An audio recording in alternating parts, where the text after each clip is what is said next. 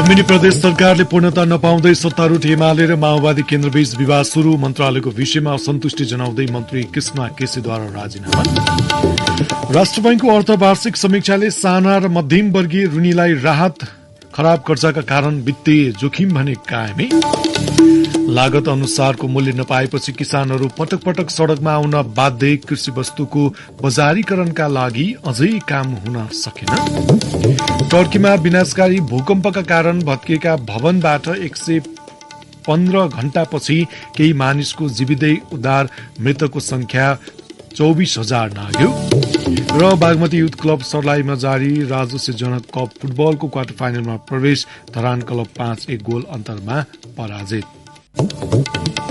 नमस्कार, कान्तिपुर डायरीका साथमा साथी नवीन र म सन्तोष। समाचार अब विस्तारमा।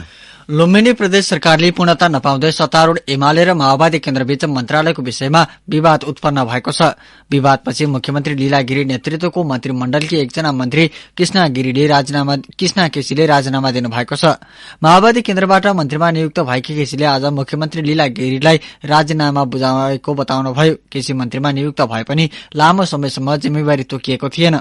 सत्ता गठबन्धनमा मन्त्रालय बाँडफाँट भइरहेका बेला असन्तुष्टि जनाउँदै केसीले राजीनामा दिनुभएको हो। माओवादीले पाएका मन्त्रालय मध्ये केसीले भौतिक योजना मन्त्रालय दावी गरेकोमा आन्तरिक मामिला तथा संचार मन्त्री दिने भएपछि असन्तुष्टि जनाएर राजीनामा दिएको बताइएको छ। केसीले बाँकेको निर्वाचन क्षेत्र नम्बर 1बाट प्रदेशसभामा निर्वाचित हुनुभएको थियो। लुम्बिनी प्रदेश सरकारका प्रवक्ता एवं मन्त्री चेतनारायण आचार्यले भने राजीनामा बारे आधिकारिक जानकारी नआएको बताउनुभयो। नागरिक उन्मुक्ति पार्टीले विश्वासको मत नदिएपछि एमाले नेतृत्वको सुदूरपश्चिम प्रदेश सरकार ढलेपछि कांग्रेस नेतृत्वमा नयाँ सरकार बनेको केही दिनपछि लुम्बिनी प्रदेश सरकारमा विवाद देखिएको हो। यसैबीच एकीकृत समाजवादीका अध्यक्ष माधव कुमार नेपालले सुदूरपश्चिम प्रदेश सरकार ढलेपछि नेकपा एमालेलाई धक्का लागेको बताउनु भएको छ। काठमाडौँमा आयोजित कार्यक्रममा बोल्दै अध्यक्ष नेपालले एमाले नेतृत्वको प्रदेश सरकार ढल्नुमा एकीकृत समाजवादीको समेत भूमिका रहेको बताउनुभयो। सुदूरपश्चिमको सरकार ढल्यो, नयाँ सरकार बन्यो। नयाँ सरकारमा अहिले को छ? एउटा नेपाली कांग्रेस छ, अर्को एकीकृत समाजवादी छ। यो पार्टीको केही अर्थ छैन, खतम छ यसको भविष्य भनेको होइन। कहाँबाट उदायो त्यहाँ, कहाँबाट देखा पर्यो त्यो पार्टी। त्यसो भए अब ठूलो धक्का एमाले पार्टीलाई परेको छ। अर्को प्रसंगमा उहाँले भावी राष्ट्रपतिका लागि अझै पनि सहमति हुन नसकेको उल्लेख गर्नुभयो। राष्ट्रपति निर्वाचनमा आफूहरूको भूमिका महत्वपूर्ण हुने दावी गर्दै अध्यक्ष नेपालले भन्नुभयो, अहिले सबैतिर चर्चा छ राष्ट्रपति पदको। राष्ट्रपति प्रत्येक व्यक्तिहरू म राष्ट्रपति हुने भएर दङ्ग परेका छ। किन दङ्ग पारिएको छ? को सेन्टी फ्ल्याट खाने हो थाहा छैन। भनेपछि नेपालको राजनीति यही ढङ्गले अगाडि बढिरहेछ। यो सबैमा तपाईहरु नजर राख्नुहोस्। मैले संकेत मात्रै गरेको, धेरै कुरा नगरे। मैले भन्न खोजेको कुरा पनि हामी पनि छौं है राष्ट्रिय राजनीतिमा, हाम्रो पनि भूमिका छ है। राष्ट्रपति विद्यादेवी भण्डारीले भ्रष्टाचार नियन्त्रणका लागि सुदृढ राजनैतिक प्रतिबद्धता आवश्यक रहेको बताउनु भएको छ। अख्तियार दुरूपयोग अनुसन्धान आयोगको 32औं स्थापना दिवसको अवसरमा आयोजित कार्यक्रमलाई सम्बोधन गर्दै राष्ट्रपति भण्डारीले भ्रष्टाचार नियन्त्रणका लागि राजनैतिक प्रतिबद्धताको खाँचो रहेको बताउनु भएको हो। कानूनी राज्य, मानवाधिकार र सुशासनको प्रत्याभूति गराउनु राज्यको प्रमुख दायित्व हो। त्यसैले भ्रष्टाचार नियन्त्रणका लागि सुदृढ राजनीतिक प्रतिबद्धता आवश्यक छ। लोकतन्त्रमा राजनीतिक परिवेश बदलिने विषयलाई स्वाभाविक रूपमा लिँदै संविधान र कानूनले निर्दिष्ट गरेका दायित्वहरू पूरा गर्न आयोग सदैव अग्रसर रहनु पर्दछ। राष्ट्रपति भण्डारीले मुलुकमा उपलब्ध साधन स्रोतको अधिकतम प्रयोग गरी आर्थिक एवं भौतिक विकास क्षेत्रमा लक्षित नतिजा हासिल गर्न भ्रष्टाचार नियन्त्रण हुनु अपरिहार्य रहेको बताउनुभयो। उहाँले भ्रष्टाचारले मुलुकको समृद्धि र दिगो विकासको लक्ष्य हासिल गर्न बाधा पुगेको बताउनुभयो। मुलुकको उच्चतम हित र कल्याणका लागि आफ्नो कर्तव्य पालनालाई अवसरको रूपमा लिई सार्वजनिक ओहदामा रहेका हरेक व्यक्तिले कार्य सम्पादन गरेको खण्डमा भ्रष्टाचार न्यूनीकरण हुँदै जाने मैले विश्वास लिएको छु। भ्रष्टाचार राज्य विरुद्धको अपराध हो। यसले मुलुकको समृद्धि र दिगो विकासको लक्ष्य हासिल गर्न बाधा पुर्याउँछ। भ्रष्टाचारका कारण नागरिकहरूमा सार्वजनिक निकाय र पदाधिकारी प्रतिको विश्वास र भरोसा टुट्न जानुका साथै समाजमा आर्थिक असमानता र विषमताको खाडल सिर्जना हुन पुग्छ। यसैबीच प्रधानमन्त्री पुष्पकमल दाहालले भ्रष्टाचार नियन्त्रणमा अख्तियार दुरूपयोग अनुसन्धान आयोगको भूमिका महत्वपूर्ण हुने बताउनु भएको छ। भ्रष्टाचार नियन्त्रण तथा सुशासन कायम गर्ने राज्यको नीतिलाई व्यवहारमा रूपान्तरण गर्न सबै पक्षको निरन्तर समन्वय, सहयोग र सहकार्यको अपेक्षा गरिएको उहाँले बताउनुभयो। अख्तियार दुरूपयोग अनुसन्धान आयोग जस्ता भ्रष्टाचार नियन्त्रणमा संलग्न निकायलाई कानून, जनशक्ति, स्रोत र साधन सहित अधिकार सम्पन्न बनाई भ्रष्टाचार नियन्त्रण र सदाचार प्रत्याभूत गर्न एवं भ्रष्टाचार र अख्तियार दुरूपयोगसँग जोडिएका विषयको छानबिन र अनुसन्धान गरी कुनै पनि कालखण्डमा भएका भ्रष्टाचार र जो कोही भ्रष्टाचारीमाथि कानूनी कारबाही अगाडि बढाउने प्रतिबद्धता वर्तमान सरकारले गरेको कुरा म यहाँ विशेष रूपले स्मरण गर्न चाहन्छु। भ्रष्टाचार मुक्त र सदाचार युक्त समाज निर्माण गर्ने उद्देश्यका साथ नेपालको संविधानले आयोगलाई प्रदान गरेको जिम्मेवारी कुशलतापूर्वक निर्वाह गर्ने सवालमा आयोगलाई सरकारको तर्फबाट हर प्रकारको सहयोग र समर्थन रहने विश्वास पनि म व्यक्त गर्न चाहन्छु। यसैबीच आयोगले 32औं स्थापना दिवस आज विभिन्न कार्यक्रम गरी मनाएको छ। मिलेर फालौं भ्रष्टाचारको जालो, सुशासन प्रवर्धनमा गरौं हातेमालो भन्ने मूल नाराका साथ अख्तियारले स्थापना दिवस मनाएको हो। कान्तिपुर डायरीमा अब कान्तिपुर सविस्तारको पालो। कान्तिपुर सविस्तार। नेपाल राष्ट्र ब्याङ्कले मौद्रिक नीतिको अर्धवार्षिक समीक्षा सार्वजनिक गरेको छ। 2 करोड़सम्म कर्जा लिएका सानो तथा मझौला ऋणीलाई असार मसान्तसम्म कर्जा पुनः संरचना र भाका नागेको 1 महिनासम्ममा कर्जा भुक्तानी गर्न सके हर्जना र ब्याज लिन नपाउने लगायतका व्यवस्था केन्द्रीय ब्याङ्कले गरेको छ। तर पछिल्लो समय समग्र आर्थिक गतिविधि सुस्ताएको तथा उच्च ब्याजदरले समस्या सृजना गरेकाले कर्जा भुक्तानीमा चुनौती हुने देखिएको छ। त्यसैले अर्थतन्त्रमा आगामी जोखिमको मुख्य कारण वित्तीय क्षेत्र नै हुन सक्ने सरकारवालाले बताएका छन्।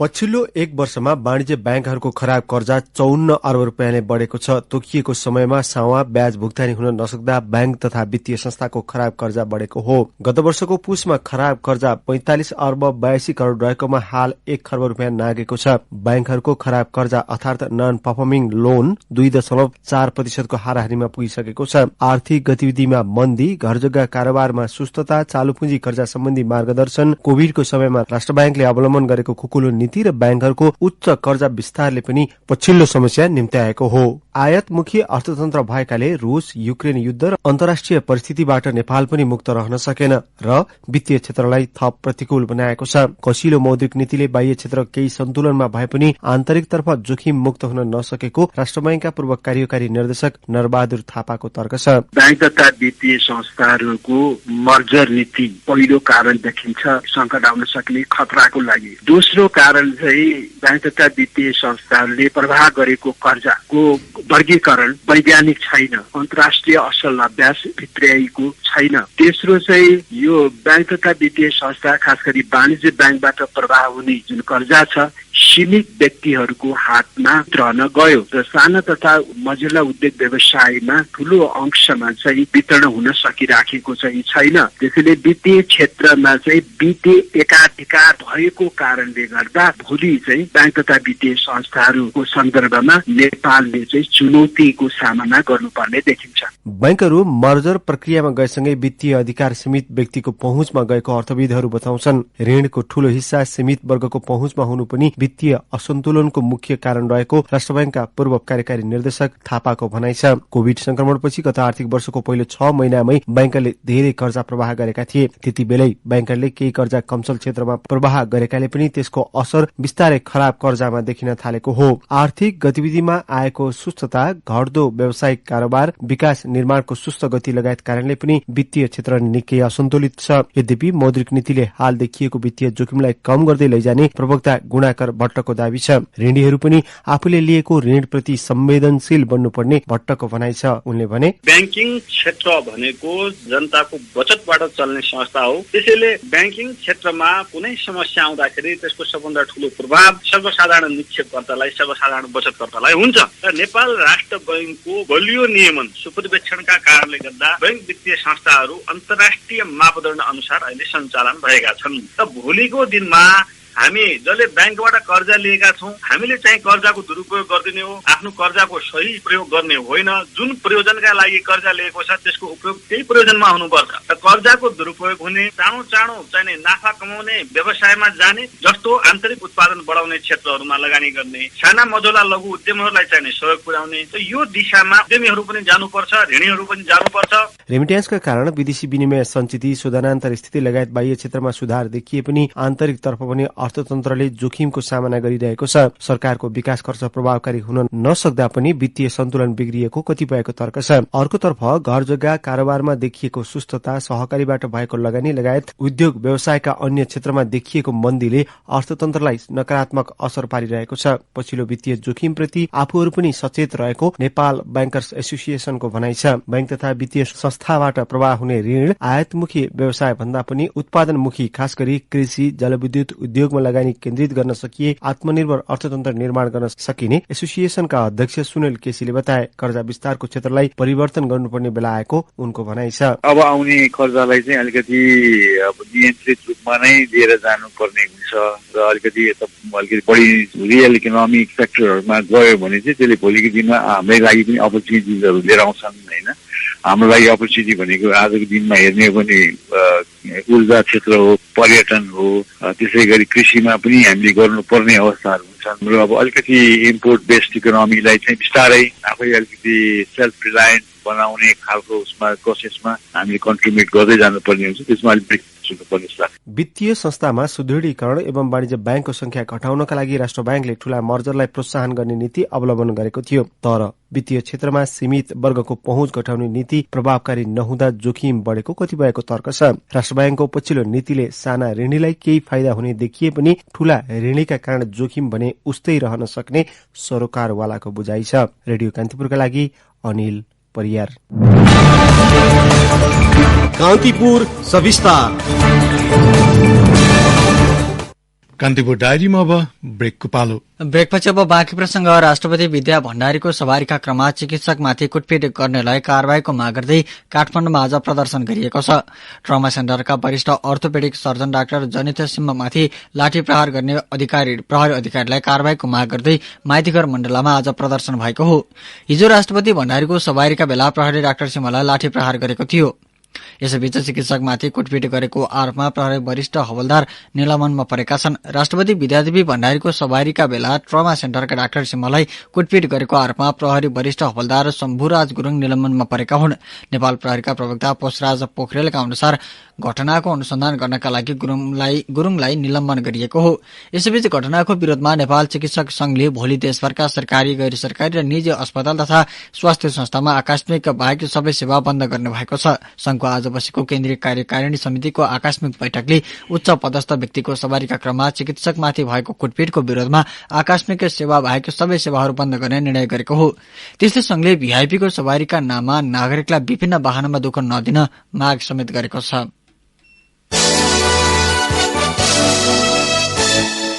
विवेकशील साझा पार्टीले अध्यक्षमा समीक्षा बास्कोटा सहित केन्द्रीय पदाधिकारी सर्वसहमत चयन गरेको छ। 2 दिन काठमाडौँमा चलेको सो पार्टीको पहिलो महाधिवेशनले बास्कोटालाई सर्वसहमत अध्यक्ष चयन गरेको उपाध्यक्ष प्रकाश चन्द परियारले जानकारी दिनुभयो।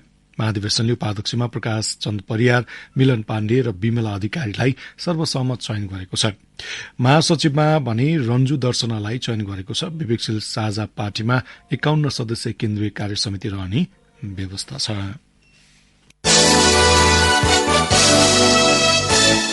लमजुङको भोजुङ स्थित कमा गाउँमा पहिलो पटक मोटर पुगेको छ। सदरमुकाम बेसी सहरबाट पालिका केन्द्र मालिङ झर्दै यसै वर्ष निर्माण सम्पन्न भएको सड़क पुल तरेर मोटर पुगेपछि स्थानीयवासीमा खुशी छाएको छ।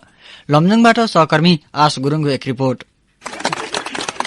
कोलासोथर गाउँपालिका 4 भुजुङ कमगाउँका बासिन्दा गाउँमा पहिलो पटक आएको सार्वजनिक सवारीलाई स्वागत गर्न थपडी बजाउँदैछन्। घर आँगनमै गाडी पुगेपछि स्थानीयमा खुसीको सीमा छैन। स्थानीय समिता गुरुङ कयौं वर्षदेखि बिरानो ठाउँ भएर गाडी आउन सकेको थिएन। अहिले आएर हामीलाई धेरै खुसी छ। बिमारीहरूलाई गाडीको सुविधा हामीले मिलेको छ। केही दिन अघि पसगाउँ भुजुङ सड़कको ट्र्याक खुलेसँगै अहिले सो सड़कमा सवारी साधन गुड्न थालेका छन्। घर आँगनमै सवारी साधन गुड्न थालेपछि वरपरको गाउँ पुग्न पनि सहज हुने स्थानीय युवा वीर बहादुर गुरुङ बताउँछन्। धेरै वर्ष पछाडि दुर्गम क्षेत्रमा सवारी साधनहरू आज पहिलोचोटि आइपुग्नु भएको छ। बाटो खुलिसकेपछि भुजुङ, पसगाउँ, बिसीसार, पोखरा यसरी सधैँभरि गाडीको प्रबन्धहरू मिलाइदिनु हुन विनम्र अनुरोध गर्दछु। गाउँमा यात्रुवाहक सवारी साधन पुगेपछि अहिले स्थानीयले विकासको अनुभूति गर्न थालेका छन्। आफ्नै ओडाको ठूलो गाउँ भुजुङ र छिमेकी गाउँ पसगाउँ पुग्न समेत एकतर्फी 3 घण्टा हिँड्नु पर्ने बाध्यता हटेपछि सबैभन्दा बढी सुत्केरीलाई सहज हुने प्रगति आमा समूहकी सल्लाहकार पूर्ण कुमारी गुरुङको भनाइ छ। सबभन्दा पहिले चाहिँ महिला सुत्केरी आमालाई गाह्रो थियो, डोकोमा बोक्न नमिलेर अप्ठ्यारो भएको थियो। यातायातको सुविधा अहिले भएकोले अब चाहिँ सजिलैसँग पुर्याउन सक्छ होला भन्ने हाम्रो आशा छ। लमजुङ सदरमुकाम बेसी शहरदेखि भुजुङसम्म 10 वर्षदेखि सवारी चलिरहेको छ। पोखरादेखि पसगाउँसम्म 6 वर्ष यता सवारी आवागमन भइरहेको छ। खोलासोथर गाउँपालिका अध्यक्ष सूर्य प्रसाद गुरुङ सड़क सञ्जाल जोडिएसँगै गाउँलेलाई सहज मात्रै नभएर ग्रामीण पर्यटन प्रवर्धनमा ठूलो टेवा पुग्ने दावी गर्छन्। भले गाउँमा आउने पर्यटकहरू अब सहज रूपमा भुजुङ हुँदै पसगाउँमा आउने र पसगाउँमा आएका पर्यटकहरू सहज रूपमा भुजुङ हुँदै घलेगाउँ जाने। अब पर्यटकीय क्षेत्रमा अझ बढी चहलपहल हुने, गाउँपालिकाको आर्थिक समृद्धि अझ बलियो भएर जाने, विशेष गरी पर्यटकीय हिसाबले एउटा चाहिँ नयाँ चाहिँ उभार ल्याउने छ। झण्डै 30 घर रहेको कमगाउँ बेसीसरबाट करिब 41 किलोमिटर र पोखराबाट करिब 55 किलोमिटरको दूरीमा पर्छ। लमजुङकै कर्णाली मानिने कमगाउँमा सवारी साधन गुड्न थालेपछि स्थानीय स्तरमा उत्पादन हुने वस्तुले बजारको मुख देख्ने भन्दै गाउँमा खुशी छाएको हो। रेडियो कान्तिपुरका लागि आस गुरुङ, लमजुङ। कान्तिपुर डायरीमा अब प्युठान डायरीको पालो।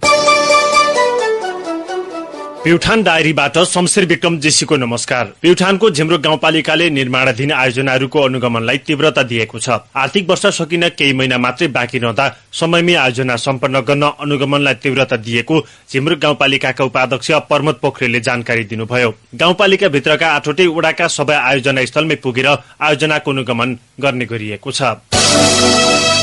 जिल्ला समन्वय समिति प्युठानको नाममा रहेको 6 रोपनी जग्गा जिल्ला स्वास्थ्य कार्यालयलाई दिइने भएको छ। स्वास्थ्य कार्यालयको भवन निर्माणका लागि जग्गा उपलब्ध गराउने गरी जिल्लाका सरकारवाला बीचमा सहमति भएको जिल्ला समन्वय समिति प्युठानका सभापति धर्मबहादुर जीसीले जानकारी दिनुभयो। स्वास्थ्य कार्यालय प्युठान अहिले भाडाको घरबाट सञ्चालनमा छ।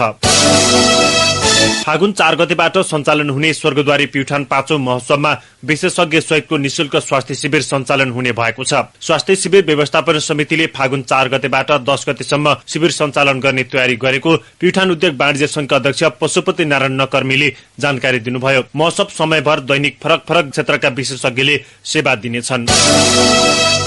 र नेपाल रेड क्रस सोसाइटी जिल्ला कार्य समिति प्युठानमा सर्वसहमत नयाँ कार्य समिति चयन भएको छ। अधिवेशनबाट गुमानराज पुलामीको नेतृत्वमा नयाँ कार्य समिति चयन भएको हो। पुलामी 4थो कार्यकालका लागि रेड क्रस प्युठानको सभापतिमा चयन हुनु भएको छ। प्युठान डायरी आजलाई यति नै। शमशेर विक्रम जेसी बिदा हुन्छु। नमस्कार। कान्तिपुर डायरीमा पुनः ब्रेकको पालो। अब आर्थिक प्रसंग। बजारमा बिचौलिया र आयातित कृषि वस्तुको दबदबा बढेपछि किसानले उत्पादन लागत अनुसार मूल्य पाउन सकेका छैनन्। किसानले उत्पादित वस्तुको मूल्य नपाउँदा बेला बेला सड़कमा कृषि वस्तु फालेर विरोध प्रदर्शन गरिरहेका छन्। एकातिर किसानहरूले स्वदेशी उत्पादन सड़कमा फाल्न बाध्य छन् भने अर्कोतर्फ उपभोक्ताले आयातित वस्तुका लागि चर्को मूल्य तिरिरहेका छन्। राज्यले कृषि वस्तुको बजारीकरणका लागि कदम चाल्न नसक्दा यस्तो समस्या आएको जानकारहरूले बताएका छन्। एक रिपोर्ट। किसानले कृषि वस्तुको मूल्य नपाउने समस्याका कारण दुःख गरेर उब्जाएको तरकारी सड़कमा फाल्नुपर्ने बाध्यता पुरानै हो। लगानी अनुसारको उचित मूल्य नपाएपछि किसानहरूले अघिल्लो साता चितवन र झापाका सड़कमा प्रदर्शन समेत गरेका थिए। हुन त सरकारले कृषि क्षेत्रका लागि चालु आर्थिक वर्षमा मात्रै 15 अर्ब रुपैयाँ विनियोजन गरेको छ। साथै कृषि उत्पादन बढाउनका लागि अर्बौं रकम खर्चेर विभिन्न परियोजना सञ्चालनमा आएका छन्। तर बजारीकरणको नीति नभएकाले किसान मारमा पर्दै गएका छन्। कृषि तथा पशुपक्षी विकास मन्त्रालयका प्रवक्ता प्रकाश कुमार सञ्जेल कृषिको बजारीकरणका लागि नीति अझै नबनेको बताउँछन्। उत्पादकहरूले आफै कलेक्टिभ रूपमा मार्केटिङ गर्ने वा निश्चित बजारको बिन्दुमा आफै लगेर बिक्री गर्ने किसिमको व्यवस्था गर्न सक्यो भने तह घट्छ कि। तर अहिले सरकारले हस्तक्षेप गरेर त्यो तहलाई घटाउने त्यस्तो कुनै कानुनी व्यवस्थाहरू भएको देखिँदैन होइन। हामीसँग कृषि बजार ऐन छैन, हामी कृषि ऐन नै छैन। कृषि वस्तुको बजारीकरणको लागि कृषि सडक संकलन केन्द्र जस्ता भौतिक पूर्वाधार निर्माणमा मात्रै सरकारी पहलहरू सीमित देखिन्छन्। तर अहिले ती पूर्वाधार पनि प्रभावहीन जस्तै देखिएको छ। स्थानीय उत्पादनलाई केन्द्रसम्म पुर्याउने पूर्वाधार मार्फत नै विदेशी कृषि उपज आयात भएको बताउँछन् कृषि अभियन्ता उद्धव अधिकारी। कृषि उपज संकलन केन्द्रहरू राजनीतिक पहुँचका आधारमा अपायक ठाउँहरूमा बन्ने धेरै जस्तो ट्रेनहरू देखियो र त्यसले त्यो पनि धेरै चाहिँ नि कामयाबी भएको छैन र हरेक चिजहरू सरकारले गरेका प्रयासहरू त देखिन्छन् तर त्यो चाहिँ लङ लास्टिङ हिसाबले त्यो चाहिँ उपयोगी भएर त्यसले चाहिँ राज्यलाई टेवा पुर्याउन सकिरहेको अवस्था चाहिँ छैन। राज्यको पोलिसी चाहिँ त्यस्तो छ। किसानले आफ्नो उत्पादन आफै बेच्न सक्ने विभिन्न संकलन केन्द्र, कृषि एम्बुलेन्स जस्ता कार्यक्रम सञ्चालनमा रहेको कृषि विभागको दावी छ। तीनै तहको सरकारले कृषि वस्तुको बजारीकरणका लागि पहल गरिरहेको बताउँछिन् कृषि विभागकी उपमहानिर्देशक डाक्टर शान्ता कार्की। स्थानीय तह एकदमै नजिक हुनुहुन्छ किसानहरूसित, उहाँहरूले पनि आफ्नो तर्फबाट बजारीकरणको लागि प्रयास गर्दैछौँ भन्नुभएको छ। त्यस्तै हाम्रो प्रदेश सरकार छ जसले विभिन्न ठाउँमा अब यो कृषि एम्बुलेन्सहरू लगेर संकलन गरेर त्यसरी फेसिलिटेट गरिरहेछ भने संघीय सरकारको काम चाहिँ विशेष गरेर यो नीतिहरू बनाइदिने। मुलुकमा 28 लाख हेक्टर क्षेत्रफलमा 40 लाख मेट्रिक टन तरकारी उत्पादन हुने राष्ट्रिय आलु तरकारी तथा मसला बाली विकास केन्द्रको तथ्याङ्क छ। तर स्वदेशी उत्पादनले माग धान्न सकेको देखिँदैन। स्वदेशी तरकारीले बजारको माग अनुसार करिब 60% योगदान दिए पनि 40% तरकारी आयात गर्नुपर्ने केन्द्रका प्रमुख वासुदेव काफ्लेको भनाइ छ।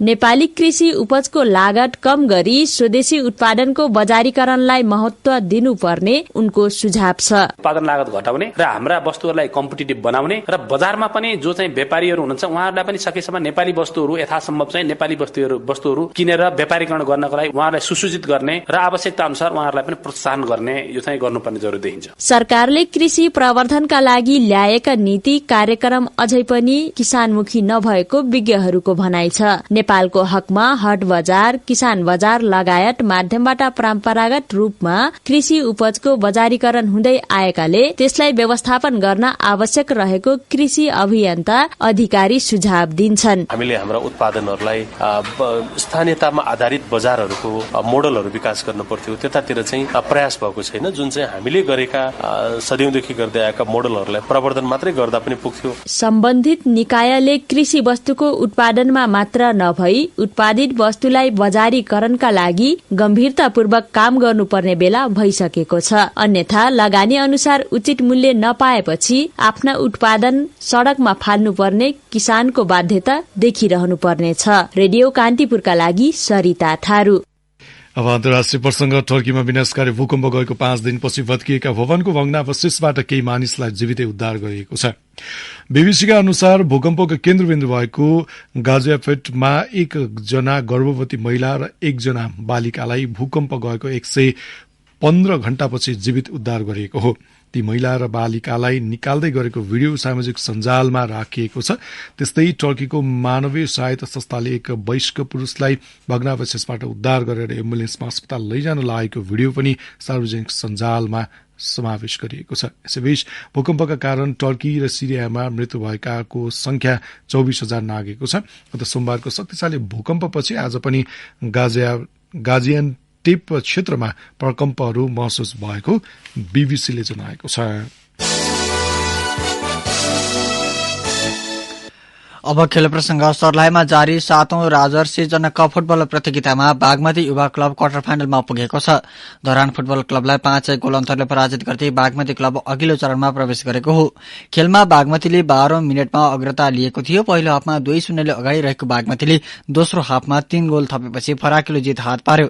धरानले 61 मिनेटमा पेनाल्टी मार्फत गोल गरेको थियो। बागमतीले क्वार्टर फाइनलमा काठमाडौँको मच्छिन्द्र फुटबल क्लबसँग फागुन 3 मा खेल्नेछ।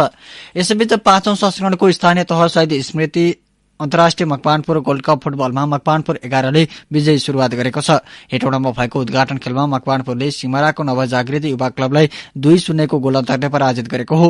मकवानपुर जिल्ला फुटबल संघको आयोजनामा भएको प्रतियोगितामा 7वटा ए डिभिजन क्लब, एउटा विदेशी टोली सहित 12 क्लबको सहभागिता छ। सहभागी टोलीलाई 2 समूहमा विभाजन गरिएको छ। आगामी फागुन 10 गतेसम्म सञ्चालन हुने प्रतियोगिताको विजेताले 15 लाख र उपविजेताले 10 लाख रुपियाँ प्राप्त गर्नेछन्। हौस् नै प्रसंगसँगै कान्तिपुर डायरीको यो बुलेटिन यही सकिन्छ। भोलि बिहान 6:30 बजे हामी नियमित बुलेटिनका साथमा उपस्थित हुनेछौँ।